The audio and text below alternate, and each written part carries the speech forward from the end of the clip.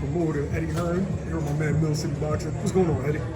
Oh, I'm excited. I mean, you know, we've our first ever show in Puerto Rico. Got 10,000. You know what the atmosphere is going to be like. It's going to be insane. You know, obviously we do a lot of events in Mexico as well, and this is another country that really understands its boxing, has a huge heritage in boxing, and they have a real star on their hands in Subriel Matias. It's actually a great fight on Saturday night. You know, Liam Paro, he's a very good fighter, very accomplished, and it's going to be a great night. So what was the motive and the energy of picking up Subriel Matias and Jaron Ennis in the same year? I think for me, just being a boxing fan, is watching these guys and being a fan of them. You know, I watched Subriel Matias for the last few years and I thought, wow, this guy's really dangerous. And then you know, people start saying, yeah, but, you know, he's avoided and he doesn't really have the profile. Well, why not? You know, I mean, then he wins a world championship and then he 135 turns into 140 in terms of the star division, and you've got a belt holder who every one of his victories comes from via knockout, who's probably one of the most exciting pound for pound fighters in the sport. We wanted in, you know, PBC were in. We beat them to the punch. Top Rank wanted him. We beat them to the punch as well. And you know, when you look back and now you look at the signing of Jaron Ennis as well, for me that's two of the most exciting fighters in the sport. But they have to perform. You know, Subriel on Saturday and you're on in 1 month today, actually, you know, in Philadelphia. Both in front of 10,000 plus. You know, I don't like the narrative of, well, when someone says, oh, they don't have the profile, that means they're really good. Do you know what I mean? Yeah. So, like, I've said it before loads of times when I didn't want to fight someone who we don't represent. Oh, who are they? You know, but you know, when we signed Jaron Ennis, people said, oh, you know, he doesn't have the profile. Then we go on sale. We're already done 10,000. We've got a month to go. How can you have never boxed him before? Here on Saturday night, we're gonna have 10,000 in there. Wait till you see it on TV. And then people start to realise these guys are actually stars. But what Subriel needs is a performance on Saturday night where the fans go, wow, we want Tio against Subriel Matias. Because in my opinion, Teofimo Lopez against Subriel Matias is one of the best fights in boxing. And you got to want to unify the division. But I also understand it's a business, and if the risk doesn't weigh up with the reward, people aren't going to fight Subriel Matias. So we have to make sure when you do fight Subriel Matias, it's a big fight, it's a unification, and there's big money for it. You know, and that can happen here, most likely in America, maybe even Saudi Arabia. I think that's one of the best fights in the division. I really do. How important is it for you to build Subriel Matias fan base in Puerto Rico and New York, well, it's here, for him you know, to get those Devin Haney's? Yeah, but if you think about it, realistically, Teofimo Lopez, Devin Haney, they're not going to come to Puerto Rico and fight Subriel Matias. I mean, that's why you have to take your hat off to Liam Paro, because he's one of the very few that did it. It's bad enough fighting Subriel Matias in America, right? It's bad enough fighting Subriel Matias in your own back garden, let alone in his back garden. Do you know what I mean? But Liam is a very accomplished fighter. He's a crafty fighter, and he's a very clever fighter. So it's going to be a great fight. But we don't really have to build Subriel in Puerto Rico. He's already built. Look at what's happening on Saturday. You know, we're in Manatee. We're not in San Juan, and you can have 10,000. Like, the atmosphere is going to be incredible. So we just need to build him globally. We need to get people excited about him. We need people to want to see him in the big fights. And I think certainly fight fans, they definitely want to see him in the big fights now. You know, and we've got to really go on and, you know, if he looks good on Saturday night, he's going to put the pressure on us, and we have to deliver.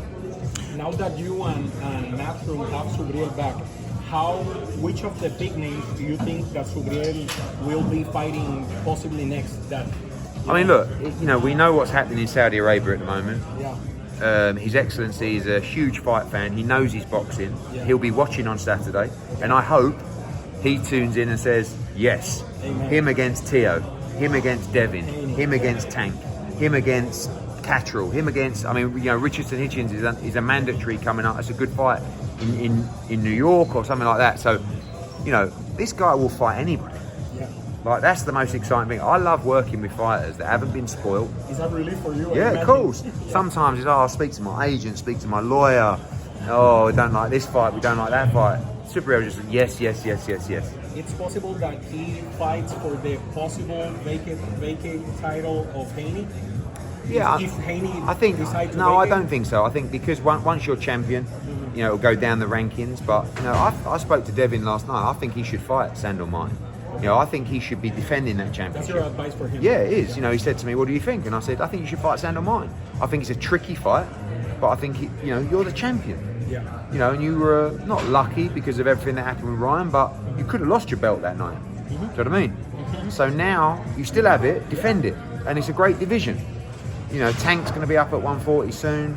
You know, you got Teofimo, you got Subriel, you got Isaac Cruz. I mean, it's a fantastic division. So, and for me at 147, you got Jaron Ennis. Do you really want to come up to 47? Because he's going to be the guy that's going to beat everybody up there. Yes, sir. So if I'm Devin, I'm staying at 140 and I'm defending my championship belt. So your Speaking advice about for him Devin is Haney, to I mean- stay. Yes, yes. Speaking about Devin Haney, what's the updates on Ryan Garcia and Devin Haney? I mean, the updates are, I guess the New York State Athletic Commission are dealing with it. The B sample came back as positive, so I don't really. Whether it was intentional or unintentional, it's not really my business. I don't really care. All I know is that when he fought him, he had performance-enhancing drugs in his body. You can't argue with that. That's factual, right? And as I said to Ryan, you know, when I saw him in Saudi Arabia, you just can't just say it's a conspiracy theory or it's a setup. That's not a big enough defence of this situation. And listen, as I said before, it's not my business, but someone's got to help him. Because you know, after the fight when he told everybody that it was all an act, can we all acknowledge now that it wasn't an act? Because he's still behaving like that 8 weeks on. Do you know what I mean? So hopefully someone that cares for him can put their arm around him, take him away from social media, get him on holiday, get him the help he needs. Because if you can't see that his behaviour is uncharacteristic, then you're a fucking idiot. Do you know what I mean? Not you. But you get what I'm saying? I understand. Come on. Like, I don't, anyone, you know, imagine that was your son or your brother or your friend. Wouldn't you be saying, listen, come on, put that down, let's go, you know. But not, people want to feed off him, people want to make money off him. There's too many yes men around him. Like, the kid needs help, in my opinion. Do you think there should be a rematch with Olympic-style testing? Yeah, I mean, the testing was in place, but he failed, you know? Right. So there was nothing wrong with the testing for the fight. What was wrong with the fight was, unfortunately, he failed his test on the Friday and the Saturday. And you can't get the results back quick enough. You know, people don't understand that. People say it's a waste of time testing on Friday and Saturday. It's not, because you still get to see. But the aim has always got to be to stop someone who has that in their system entering the ring. And they couldn't do that. Devin, the way Devin feels at the moment, he doesn't really want the rematch. You know, you've got to understand, he took a lot of punishment that night. Do you know what I mean? And when you do that, when you know someone had that in their body, he's not feeling great about it, to be honest. And it could have been worse. Physically, could have been worse, you know? Do you think a no contest is fair? It has to be. How can you, like, Devin wants a disqualification, so he gets the victory. I'm on Devin's side, but I see the argument. But for me, it can't count. I mean, they know that he had it in his system. It's not like he might have, he did. So what, you know, and the New York State Athletic Commission are one of the best in the world. So I'm sure they'll make it a no contest. And you have both Liam Paro and Subriel Matias signed. Yes. How do you think the fight is going to play out, and does Eddie Hearn have a favorite? I think it's a very close fight. You know, I hate putting two guys in together because even, you know, Liam Paro says to us, oh yeah, we're coming to fight your golden boy. And then Subriel Matias says, oh, I saw you with Liam Paro with your arm around him. Do you know what I mean? It's like, you can't win. So we just say, good luck to both. You got the opportunity. May the best man win. It's a dangerous fight. Obviously, it's a dangerous fight for Liam, but it's also a dangerous fight for Subriel because Liam's very good. He can punch a little bit. He has great movement. He's a southpaw. But to beat Subriel Matias, you have to be able to withstand a lot of punishment. Do you know what I mean? There's been great buzz about Pitbull Cruz, Yeah. Subriel Matias. How real is that fight? For me, the two of the best fights in boxing are Subriel Matias against Isaac Cruz and Subriel Matias against Liam Paro, against Teofimo Lopez. I think they're two of the best fights in boxing. And Teo, we don't get on, but he's a brilliant fighter, great for the sport. But I like to have guys that I can put in fights that I truly believe they will beat everyone. And that's like Subriel, and that's the same with Jaron Ennis. You don't like Matias versus Devin? Yeah, love the fight, but again, I work with both guys. I don't think Matías is the right fight for Devin Haney right now. Why is that? Coming off that defeat. Okay. You know, he took punishment that night. That's why I like the Sandor Martin fight. You know, and I'm not saying Devin wouldn't fight Subriel Matias, but he would. But that's back to back. You know, if he wasn't ready or psychologically wasn't ready for that fight, you get beat back to back, and you know it's going to be a punishing fight. If you fight Subriel, you better be prepared to go to some dark, horrible places in that ring. Right. Because you ain't going to knock him. You know, it's not going to be. If you're Liam, if you're Devin, you're not going to get him out of there early. He's going to back you up. He's going to throw everything at you. He's going to hit you around the side of the head, the top of the head, the body. You've got to come through it. And coming off a defeat like Devin, you know, for me, that's why I believe Sandor Martin's the right fight. Speaking of Jaron Ennis, he was slated to face Cody Crowley July 13th. Yeah. Cody Crowley failed his eye Yeah. exam, and now he's facing David Avanesian.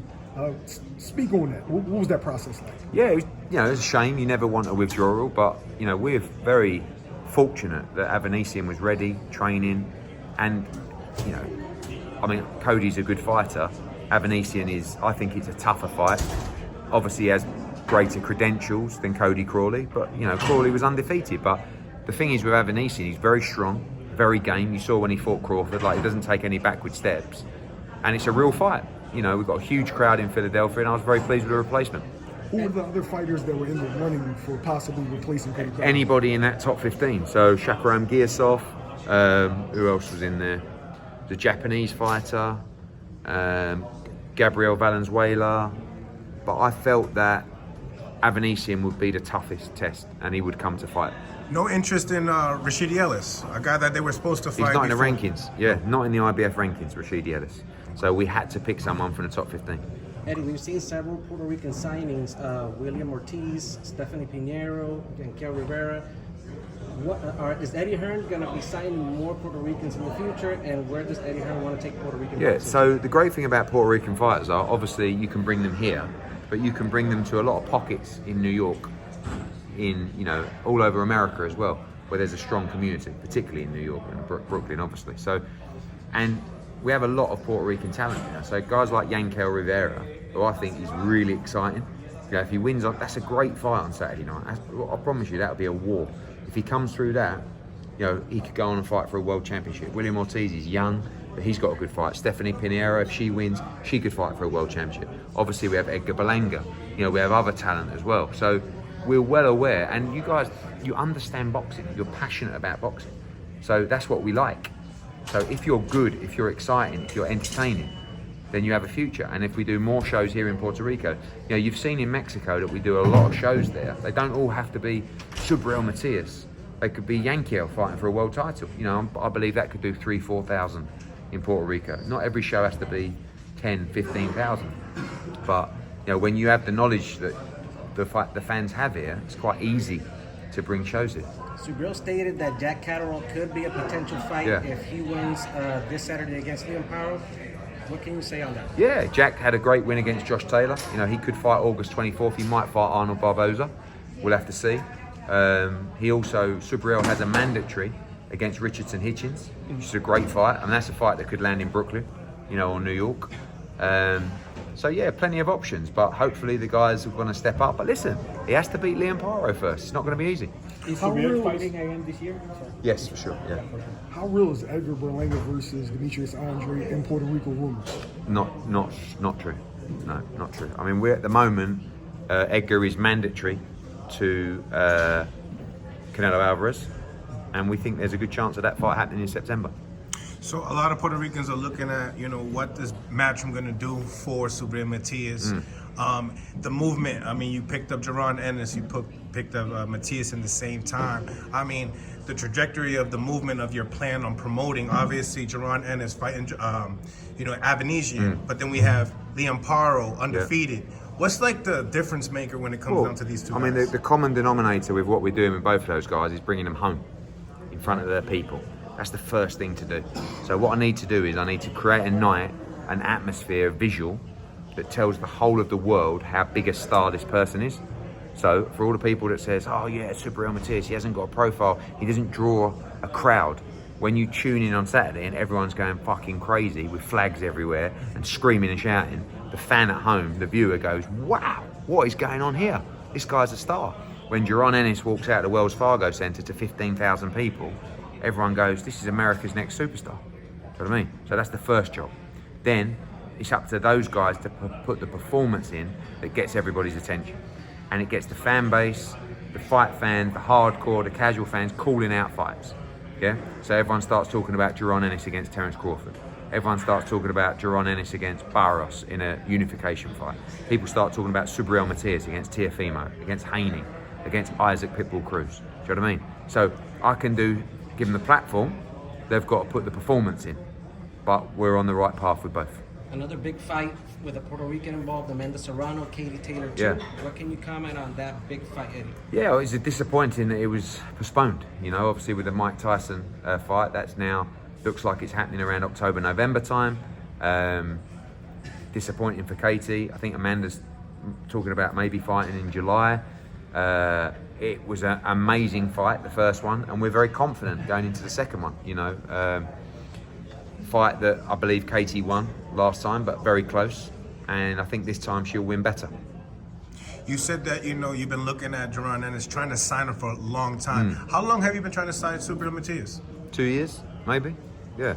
First time I saw him fight, it was on the undercard somewhere. Everyone, there's no secrets in boxing. Everyone knows about Subriel Matias for the last few years.